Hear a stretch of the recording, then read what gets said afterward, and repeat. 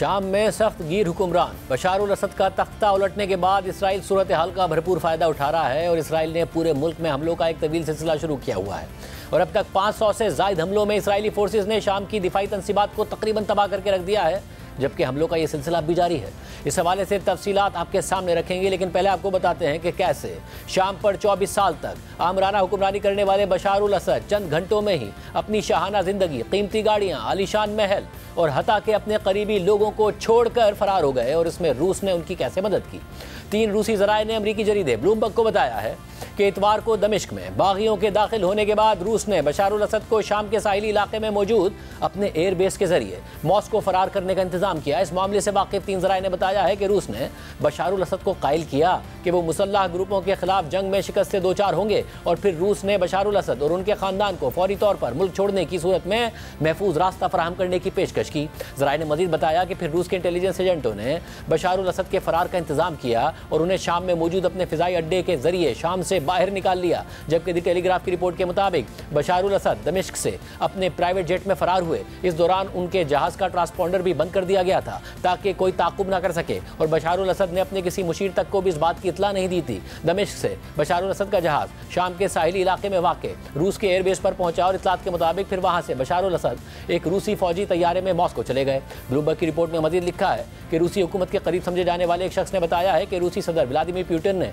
रूसी intelligence service को कहा है कि उन्हें बताया जाए कि बशार उल असद की हुकूमत को दरपेश खतरात का बरवक्त पता क्यों नहीं लगाया गया। बशार उल असद अब शाम से फरार हो गए हैं और रूस में मौजूद हैं, जहां उन्हें सियासी पनाह भी मिल गई है। लेकिन शाम में 24 साल तवील हुक्मरानी के दौरान जहां शामी अवाम ने इंतहाई सख्त हालात का सामना किया और गुज़िश्ता 13 सालों की खाना जंगी के दौरान लाखों अफराद बेघर हो गए और अब भी शामियों की एक बड़ी तादाद अपने मुल्क से बाहर मुहाजिर कैंप्स में ज़िंदगी गुजार रही है, वहीं इस अरसे के दौरान बशार उल असद ने खुद एक इंतहाई शाहाना ज़िंदगी गुजारी। उनके पास दर्जनों कीमती गाड़ियाँ थीं, लेकिन अब उनका तख्ता उलटने के बाद ये सारी चीज़ें बागियों के कंट्रोल में आ गई हैं और बागी खुद बैनुल-अक़वामी मीडिया को उन तक रसाई दे रहे हैं। CNN की एक टीम ने बशार उल असद के गैराज का दौरा किया और फिर उनके ज़ेर इस्तेमाल कीमती गाड़ियों की तफसीलात बताई।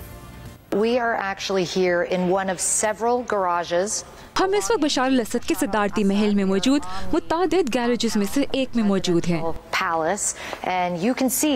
और आप देख सकते हैं कि बशार उल असद बहुत महंगे शौक रखते थे। यहाँ पर दुनिया की महंगी तरीन गाड़ियाँ मौजूद हैं। यहाँ मुतादिद एस्टन मार्टिन गाड़ियाँ हैं। यहाँ बहुत लैम्बोर्गिनीज मौजूद हैं। फेरारी गाड़ियाँ भी आप देख सकते हैं। और मैं आपको ये बता दूँ कि जिस जगह हम मौजूद हैं, इसके अलावा भी ऐसी महंगी गाड़ियों से भरे मुतादिद दूसरे गैरेजेस भी इस महल में मौजूद हैं, जहाँ दर्जनों आर्मर्ड गाड़ियाँ मौजूद हैं। So many armored cars, and I'm bringing you over here because you can see this collection of classic cars over here. और यहाँ आप देख सकते हैं कि क्लासिक कार्स का एक बड़ा कलेक्शन मौजूद है और अवाम को ये सब दिखाने की वजह यह है कि सब कुछ उस इंतहा की करप्शन की तरफ इशारा करता है जिसमें बशार उल असद रजीम मुलव्विस था। Of the Assad regime, which is a big part of why this whole uprising started in the first place. और यही वजह थी कि 2011 में इस रजीम के खिलाफ लोग सड़कों पर निकल आए थे। बशार उल असद से पहले उनके वालिद ने भी कई दहाइयों तक हुकूमत की थी और इस खानदान ने अपना लैविश लाइफस्टाइल गुजारने के लिए इंतहा की करप्शन उस वक्त की जब शाम के आम शहरी 2 वक्त के खाने के लिए मुश्किलात का शिकार थे।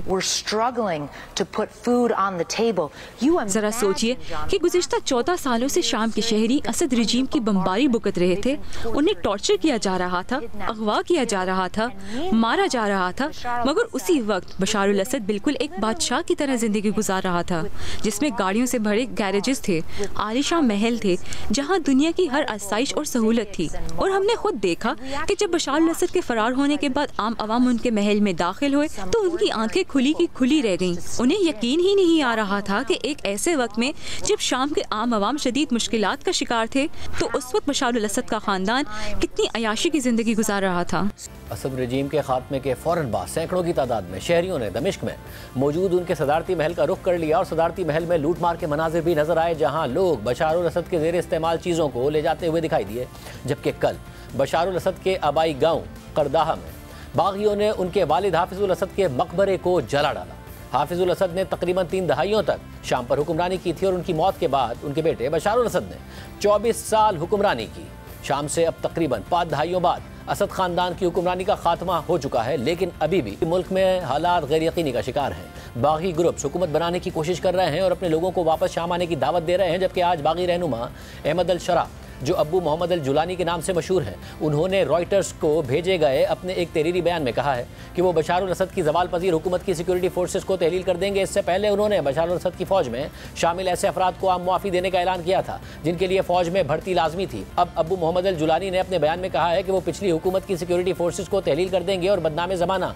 जेलों को बंद कर देंगे। उन्होंने ये भी कहा है कि वो कीमियाई हथियारों के ज़खायर की मुमकिन मौजूदगी का सुराग लगा रहे हैं और उन्हें महफूज बनाने के लिए बैनुल अक़वामी तंजीमों के साथ ताउन भी कर रहे हैं। अबू मोहम्मद अल जुलानी पहले ही कह चुके हैं कि वो किसी भी सूरत में इन हथियारों का इस्तेमाल नहीं करेंगे। उन्होंने ये कहा कि वो टेक्नोक्रेट्स पर मुश्तमिल एक हुकूमत तश्कील देंगे, जबकि मौजूदा अबूरी हुकूमत मार्च 2025 तक रहेगी। शाम की नई इंतजामिया ने शहरियों को पुलिस फोर्स में शमूलियत की दावत भी दी है और ये अहद किया है कि वो सदर बशार अल असद के इक़्तिदार के दौरान सालों तक होने वाली ज़्यादतियों के बाद कानून की हुक्मरानी कायम करेंगे। लेकिन इस सारी सूरत हाल में इसराइल शाम में जारी हालात का भरपूर फ़ायदा उठा रहा है और गुज़िश्ता 4 दिनों से इसराइली फोर्सेस शाम भर में असद दौर में बनाए गए फौजी तंसीबात को तबाह कर रही हैं। इसराइली फ़ज़ाइया ने आज भी शाम के मुख्तलिफ हिस्सों में शदीद बमबारी की है। अल जज़ीरा के मुताबिक गुज़िश्ता 2 दिनों में इसराइल ने शाम में तकरीबन 500 मकामात को निशाना बनाया है, जिनमें ज़्यादातर शाम की दिफाई तंसीबात हैं, जबकि इससे पहले मंगल को इसराइली फ़ौज ने कहा था कि उसने शाम भर में 2 दिनों के दौरान तकरीबन 480 फ़ज़ाई कार्रवाइयाँ की हैं, जिनमें ज़्यादातर शाम के स्ट्रेटेजिक हथियारों को निशाना बनाने के लिए किए गए हैं। इजरायली फ़ौज के मुताबिक इन 480 हमलों में से तकरीबन 350 हमले ऐसे थे जो एयरक्राफ्ट के जरिए किए गए थे, जिनका मकसद दमिश्क, हुम्स, तरतूस, लताकिया और पालमेरा के airfield, air defence batteries, missiles, drones, जंगी तैयारों, टैंकों और असलासाज फैक्ट्रियों को निशाना बनाना था। जबकि बाकी हमले ज़मीनी कार्रवाइयों की सपोर्ट में किए गए, जिनका मकसद असलहे के ज़खायर, फौजी ढांचे, लॉन्चर्स और फायरिंग के मकामात को निशाना बनाना था। इसराइली फ़ौज ने यह भी कहा है कि उसके बहरी जहाज़ों ने 2 शामी बहरी फैसिलिटीज़ पर हमला किया है, जहां 15 जहाज़ लंगरअंदाज थे, जिसमें दर्जनों समंदर से समंदर तक मार करने वाले मिसाइलों को तबाह कर दिया गया है। शामी ऑब्जर्वेटरी बराए इंसानी हुकूक, जो एक वॉर मॉनिटर है, उसका कहना है कि इसराइल ने इन हमलों में शाम के सबसे अहम फौजी मकामात को तबाह कर दिया है, जिनमें शामी हवाई अड्डे और उनके गोदाम, तैयारों के स्क्वाड्रन, रेडार, फौजी सिग्नल स्टेशन और शामी सूबों के मुख्तलिफ मकामात पर मौजूद बहुत से असलहे और गोला बारूद के ज़ख़ीरे शामिल हैं। इसके अलावा इसराइली फोर्सेस ने हलब में शामी एयरफोर्स की फैक्ट्रियों को भी निशाना बनाया है, जबकि इसराइली मीडिया के मुताबिक एक सीनियर इसराइली सिक्योरिटी जरिए ने इन हमलों को इसराइली फ़िज़ाइया की तारीख का सबसे बड़ा फ़िज़ाई ऑपरेशन करार दिया है। अल जज़ीरा से बात करते हुए दिफाई तज्ज़ियाकार आरोन ने कहा है कि इसराइल कई सालों से शाम में ईरान और लेबनानी ग्रुप हिज़्बुल्लाह के अहदाफ पर हमले कर रहा है, लेकिन शामी हुकूमत के ज़वाल से पहले इसराइल रूस के साथ मुज़ाकरात में एक तयशुदा कवायद के तहत चल रहा था, जिनमें इस बात का वादा शामिल था कि वो बशार अल असद की हुक्मरानी को गैर मुस्तहकम नहीं करेगा। अब चूंकि रूस इसराइली कार्रवाइयों को रोकने की पोजीशन में नहीं है और इस सूरत हाल में शाम में खुला मैदान बन चुका है और इसराइल इसका भरपूर फ़ायदा उठा रहा है। जबकि मुख्तलिफ आलमी खबर रसा इदारों की रिपोर्ट्स के मुताबिक इसराइली फ़ौज शामी सरहद के साथ कायम गैर मुसल्लह बफर जोन से काफ़ी आगे निकल चुकी है और दमिश्क से महज 25 किलोमीटर के फासले पर मौजूद है और आज भी उनकी पेशकदमी देखी गई है। ताहम इसराइली फ़ौज ने इसकी तरदीद की है, लेकिन मंगल को इसराइली फ़ौज के तर्जुमान ने इस बात को तस्लीम किया था कि उसकी फोर्सेस गोलान की पहाड़ियों के बफर जोन से कुछ आगे निकल चुकी हैं, लेकिन उनका कहना है कि इसराइली फ़ौज बहुत ज़्यादा आगे नहीं बढ़ी है। वाज़ेह है कि गोलान हाइट्स या गोलान की पहाड़ियाँ जो तकरीबन 1200 किलोमीटर के रकबे पर फैली हुई हैं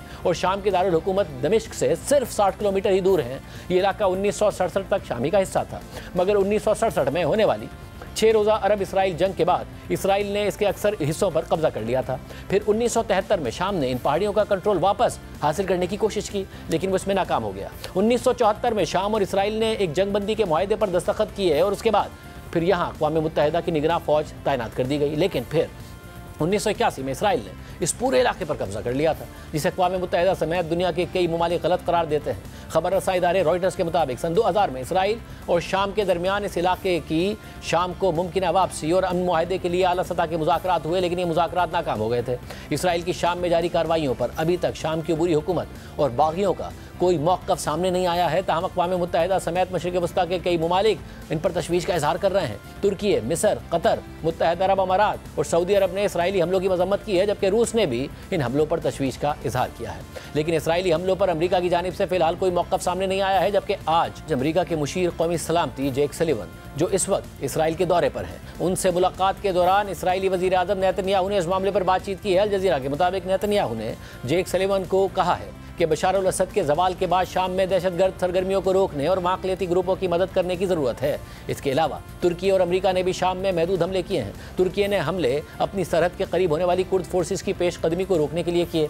लेकिन कुर्द फोर्सेस ने बाद में अमेरिका की सालिसी में होने वाले एक सीज फायर के तहत अपनी पेशकदमी रोक दी, जबकि अमेरिका ने शाम में दाइश के मुतादिद ठिकानों पर हमलों का दावा किया है।